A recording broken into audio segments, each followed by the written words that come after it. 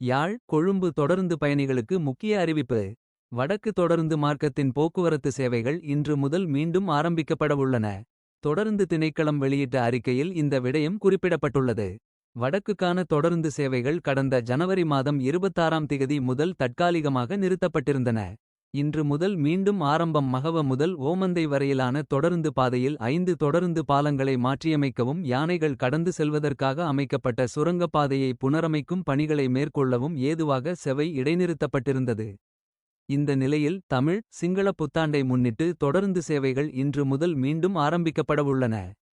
அந்த வகையில் காலை 5:15 மணியளவில் கல்கிசையிலிருந்து காங்கேசன்துறை நோக்கி தொடருந்து புறப்படும் என்றும் காங்கேசன்துறையிலிருந்து பிற்பகல் நள்ளிரவு 1:05 மணிக்கு கல்கிசை நோக்கி புறப்படும் என்றும் திணைக்களம் அறிவித்துள்ளது.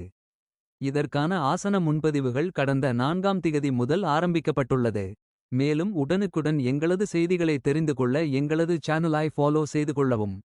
யாழ் கொழும்பு தொடருந்து பயணிகளுக்கு முக்கிய அறிவிப்பு. வடக்கு தொடருந்து மார்க்கத்தின் போக்குவரத்து சேவைகள் இன்று முதல் மீண்டும் ஆரம்பிக்கப்படவுள்ளன. தொடருந்து திணைக்களம் வெளியிட்ட அறிக்கையில் இந்த விடயம் குறிப்பிடப்பட்டுள்ளது.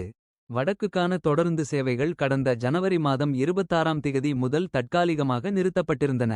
இன்று முதல் மீண்டும் ஆரம்பம். மகவ முதல் ஓமந்தை வரையிலான தொடருந்து பாதையில் 5 தொடருந்து பாலங்களை மாற்றியமைக்கவும் யானைகள் கடந்து செல்வதற்காக அமைக்கப்பட்ட சுரங்கப்பாதையை புனரமைக்கும் பணிகளை மேற்கொள்ளவும் ஏதுவாக செவை இடைநிறுத்தப்பட்டிருந்தது. இந்த நிலையில் தமிழ் சிங்கள புத்தாண்டை முன்னிட்டு தொடருந்து சேவைகள் இன்று முதல் மீண்டும் ஆரம்பிக்கப்படவுள்ளன.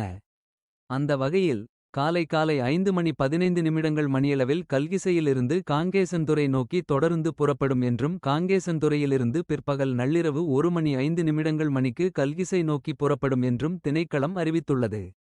இதற்கான ஆசன முன்பதிவுகள் கடந்த 4ஆம் திகதி முதல் ஆரம்பிக்கப்பட்டுள்ளது. மேலும் உடனுக்குடன் எங்களது செய்திகளை தெரிந்து கொள்ள எங்களது சேனலை ஃபாலோ செய்து கொள்ளவும்.